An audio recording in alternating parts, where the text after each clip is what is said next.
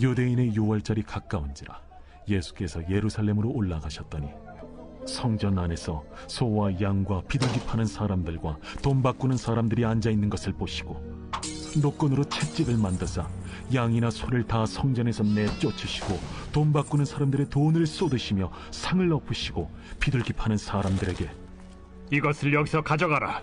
내 아버지의 집으로 장사하는 집을 만들지 말라 하시니 제자들이 성경 말씀에 주의 전을 삼원은 열심히 나를 삼키리라 한 것을 기억하더라. 이에 유대인들이 대답하여 예수께 말하기를 내가 이런 일을 행하니 무슨 표적을 우리에게 보이겠느냐? 너희가 이 성전을 헐라. 내가 사흘 동안에 일으키리라. 이 성전은 46년 동안의 지역권을 내가 3일 동안에 일으키겠느냐? 그러나 예수는 성전된 자기 육체를 가리켜 말씀하신 것이라. 죽은 자 가운데서 살아나신 후에야 제자들이 이 말씀하신 것을 기억하고 성경과 예수께서 하신 말씀을 믿었더라. 유월절에 예수께서 예루살렘에 계시니 많은 사람이 그의 행하시는 표적을 보고 그의 이름을 믿었으나 예수는 그의 몸을 그들에게 의탁하지 아니하셨으니 이는 친히 모든 사람을 아시며 또 사람에 대하여 누구의 증언도 받으실 필요가 없었으니 이는 그가 친히 사람의 속에 있는 것을 아셨음이니라.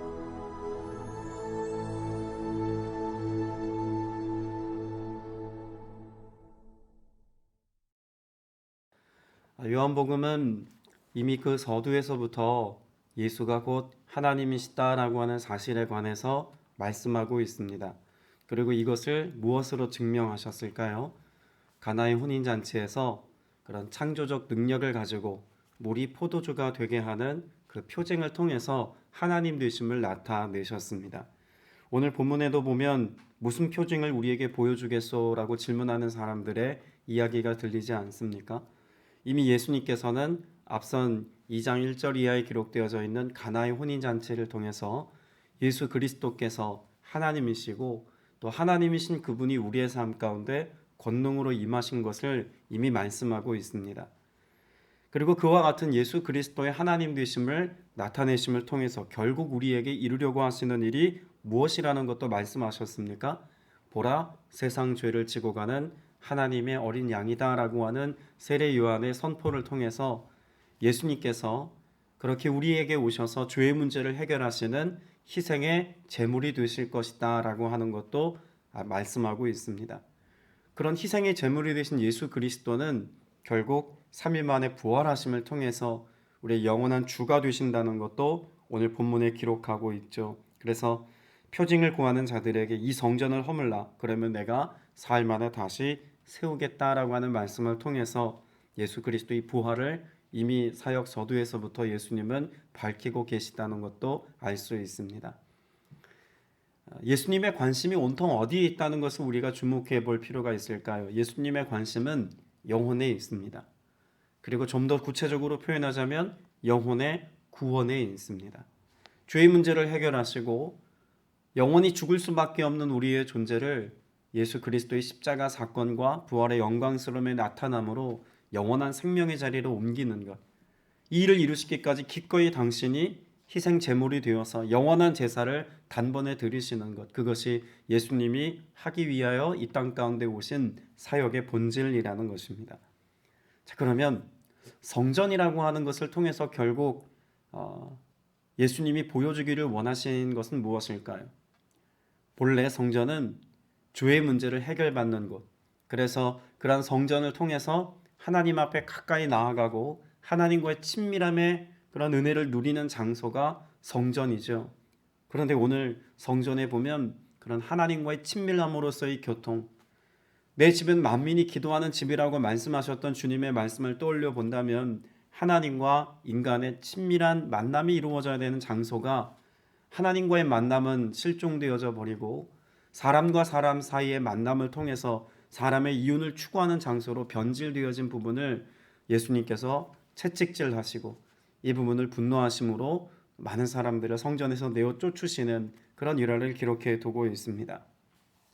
13절에 보면 유월절에 관하여 먼저 언급하고 있지 않습니까? 유대 사람의 유월절이 가까워져서 예수께서 예루살렘으로 올라가셨다라고 기록합니다. 왜 유대인들의 유월절이라고 굳이 밝히고 있을까요? 유월절이라는 절기는 원래 유대인들이 지키는 절기인데 유대 사람들이 유월절이 가까워져서라고 말하는 이 표현은 종종 요한복음에서 유대인이라는 표현을 부정적으로 사용하는 용례이기도 합니다.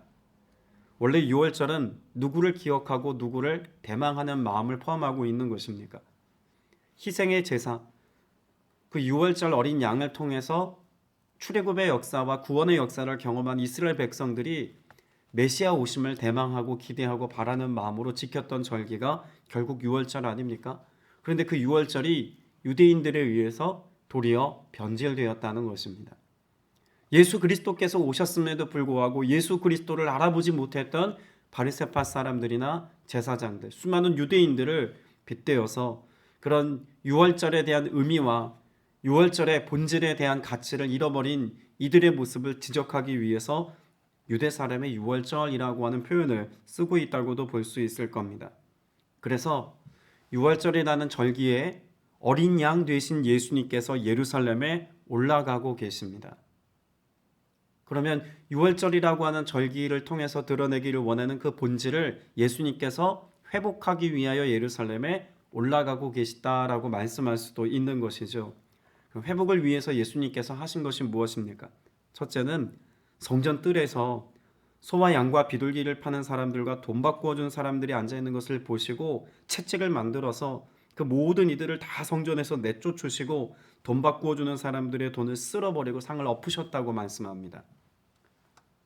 예수님께서 이와 같은 사역을 행하신 이유는 결국 본질을 회복하기 위한 예수님의 행동이라고 볼 수 있을 것인데 그럼 본질은 무엇이었을까요? 이방인의 뜰이 어떤 곳인지를 우리가 좀 알아야 하지 않겠습니까? 당시 성전은 성전을 들어가기까지 여러 단계를 거칩니다. 이방인의 뜰이 있고 그 뜰을 지나면 여인의 뜰이 있고 여인의 뜰을 지나고 나면 이스라엘의 뜰이 있고 그 뜰을 지나서야 성전에 도달합니다. 그래서 성소와 지성소 안에 들어가기까지 사실 모든 단계마다 뭐가 정해져 있을까요? 자격과 권한이 가로막고 있는 어떤 뜰이라는 것을 알 수가 있습니다. 하나님이 원하시면 어디 있습니까?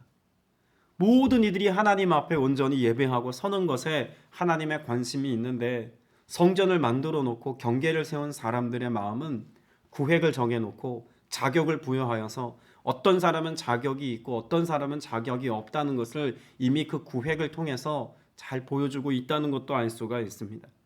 그런데 어쨌든 그렇게 만들어진 구획 속에 이방인의 뜰이라고 하는 것은 이방인들도 하나님을 바라볼 수 있는 어떤 기회를 주는 통로 역할을 하는 것 아니었습니까?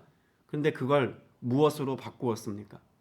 장사치들의 소굴로 바꾸었다고 말씀하고 있습니다. 규모로 보면 약 한 18,000평 되는 그런 큰 뜰입니다.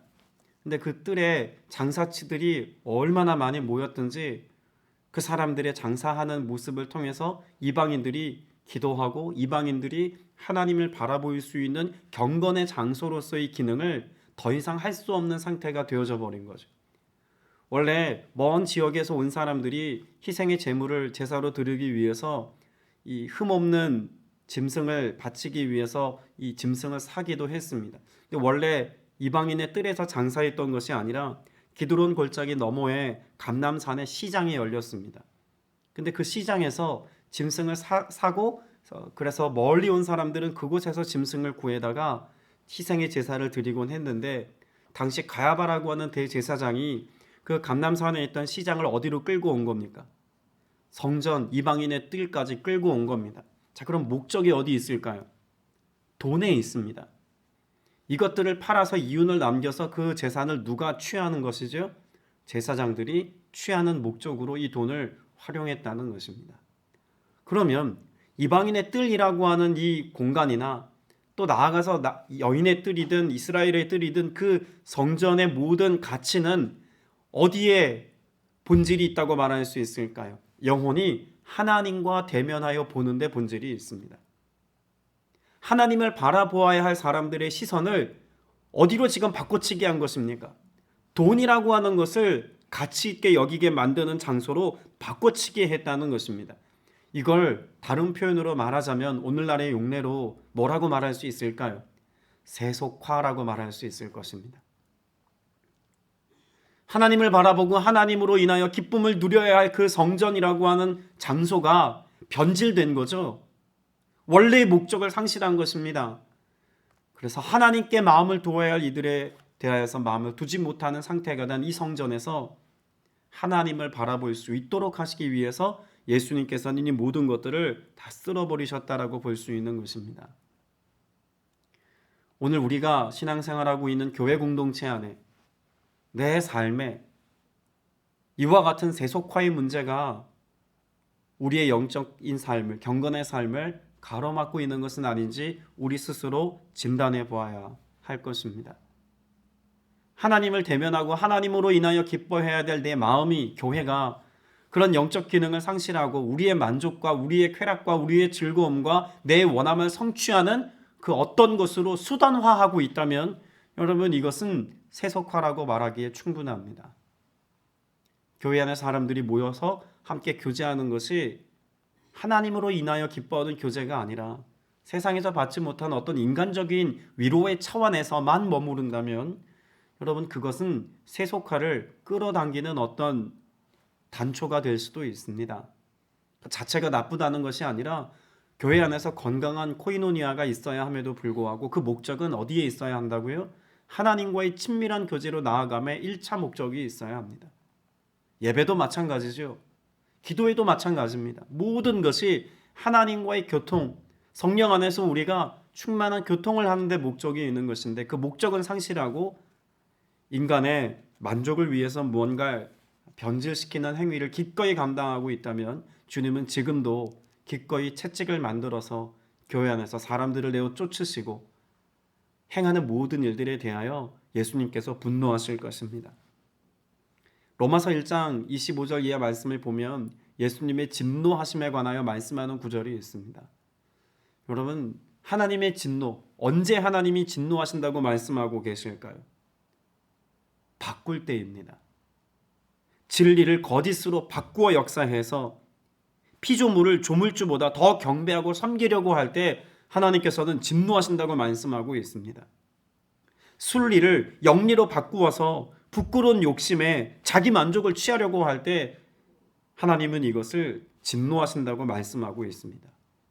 하나님이 본래 주셨던 영적인 것을 육적인 것으로 바꿔치기 하는 죄성이 드러나는 것, 여러분, 이것을 하나님께서는 그냥 가만히 두고만 보시지 않는다는 것 아니겠습니까?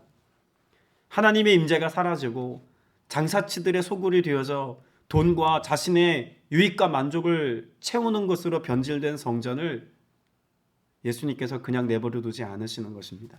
그리고 더 이상 그 성전에 대하여서 기대할 것이 없다는 것을 말씀하기도 하시죠.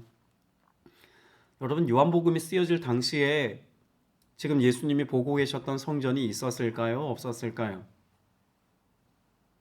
AD 70년에 이미 예루살렘 성전은, 헤롯 성전은 다 무너지고 회파되었습니다. 오랜 시간 동안 지어졌던 그 성전이 돌 위에 돌 하나도 다 남김없이 무너지지 않습니까? 그리고 요한이 요한복음을 쓸 당시만 해도 이미 그 성전은 다 무너진 상태였습니다. 여러분, 그 로마의 티토 장군이 예루살렘 성전을 무너뜨릴 때 왜 돌 위에 돌 하나도 남김없이 다 회파했을까요? 당시 로마 군인들 사이에서는요, 예루살렘 성전을 짓는 과정 가운데 그 돌과 돌 사이에 금붙이나 은붙이들을 가지고 성전을 지었다고 생각했습니다. 그래서 돌과 돌 하나를 다 뜯어서 뭘 꺼내어 가지려고 했던 것입니까? 그렇게 그들이 알고 있었던 돌과 돌 사이에 있는 재물을 탐하는 마음을 가지고 그렇게 성전을 다 무너뜨린 겁니다. 한번 생각해 보십시오. 지금 예수님께서 영적인 가치를 잃어버리고 탐욕과 소유의 마음을 뺏겨서 장사치들의 소굴로 만들어버린 그 성전을 무엇 때문에 돌 위에 돌 하나도 없이 다 무너지게 했다고 볼 수 있을까요? 인간의 탐욕으로 인하여 물들어진 그 성전을 인간의 탐욕으로 무너뜨리는 그런 역설이 이 말씀에 포함되어져 있는 것입니다. 그래서 요한이 성경을 기록할 그 당시의 사람들만 하더라도 이런 예수님의 말씀과 가치를 분명히 알아들을 수 있는 메시지가 되었다는 것이죠. 오늘 저와 여러분의 마음 가운데도 탐욕의 문제나 자기 만족에 치우쳐서 경건의 능력을 상실한 채로 살아가는 것이 아니라 하나님께서 우리에게 주신 경건과 거룩의 삶을 살기 위하여서 기꺼이 내 스스로 탐욕을 부렸던 이 마음도 다 주님 앞에 내려놓을 수 있는 은혜가 있어야 할 줄로 믿습니다. 당시 제사장들은 성전세 그리고 또 화폐를 환전하는 가운데서 벌어들인 수익금 여러 거래들을 통해서 자신의 욕심을 채우는 것에 급급했습니다. 그래서 더 이상 성전에게도 거룩한 직무를 감당하는 제사장들에게도 기대할 것이 없었던 이때에 예수님께서는 십자가 사건과 부활을 말씀하시면서 이제는 성전을 통해서 하나님과 친밀하게 교제할 것이 아니라 누굴 통해서 하나님과 친밀한 교제의 길이 열릴 것이라고 말씀합니까? 예수 그리스도를 통하여서. 그래서 예수님께서는 표징을 구하는 사람들에게 19절에 말씀하지 않습니까? 이 성전을 허물어라. 그러면 내가 사흘 만에 다시 세우겠다. 여러분, 이것은 단지 내가 성전을 재건하겠다가 아닙니다. 이제는 내가 성전이다 라고 하는 것을 예수님이 말씀하는 동시에 나를 통하여서 나의 십자가 사건과 그 부활을 통하여서 하나님 앞에 나아가 하나님의 임재를 경험하는 은혜의 길이 열렸다는 것을 말씀하고 있는 것이죠. 여러분, 우리가 오늘 또 기도하고 예배하는 것은 분명 예수 그리스도를 통해서 하나님과의 친밀한 교제, 그 이름의 권세와 능력을 가지고 세상의 것에 마음 두지 아니하고 영적인 것에 하나님께 마음을 두고 살아가는 길을 열어놓으신 은혜 안에 있는 것인 줄로 믿습니다.